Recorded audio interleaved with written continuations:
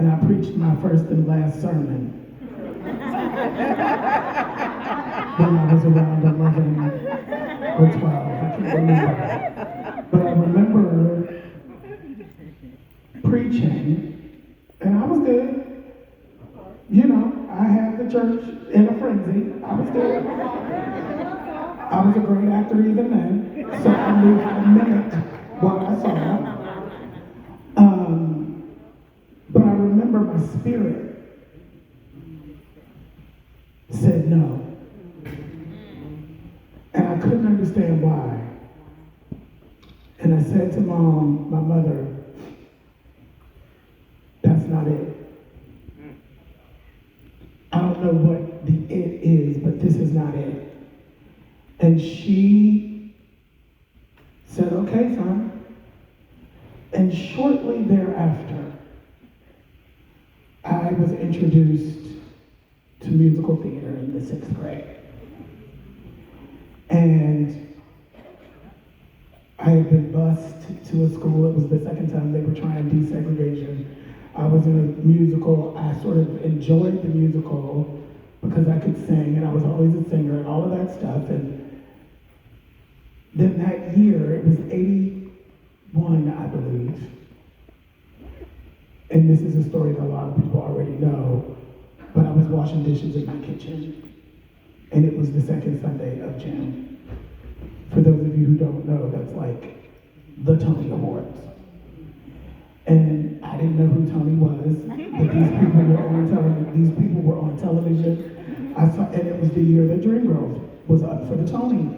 And all of these black people were on stage, and they weren't slaves, and they weren't poor, and they were glamorous, and they were fabulous.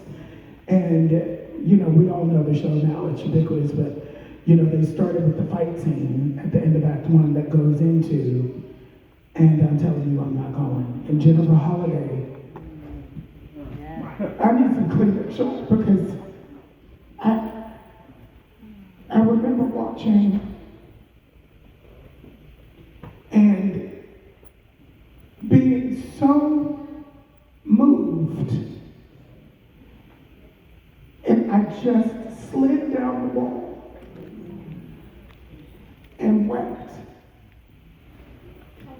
I was 11, and my mother came into the kitchen and saw me, and it was in the middle of the song, and she said, "What's the matter, son?"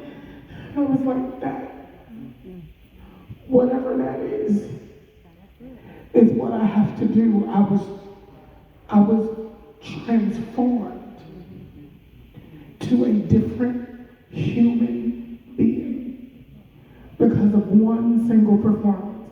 And it took me a long time to align that with my own work. But what I understood shortly thereafter is that it's not just a passion or a calling. Storytelling is my ministry.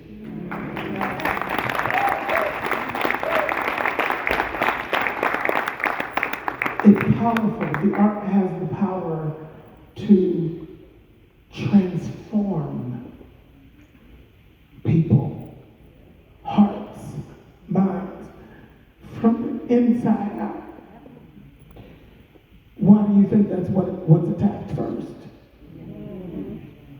It transcends logic. You know, art and storytelling transcends. It's transcendent.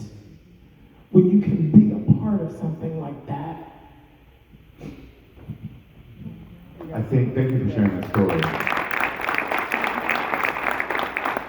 One of the things that you said, not only the fact that we do know that storytelling, we get to see ourselves, but I thought was so powerful was it allowed you to align with your worth. And I wonder how many of us in here need to understand that we are not aligned with our worth. And that's why we allow certain conversations to happen. We allow certain people to treat us a certain way. We allow our voices to be stifled when we walk in certain rooms. because we're not aligned with our worth. I want you to turn to your neighbor and say, neighbor, Neighbor, align align with your worth. with your word. Seriously. Because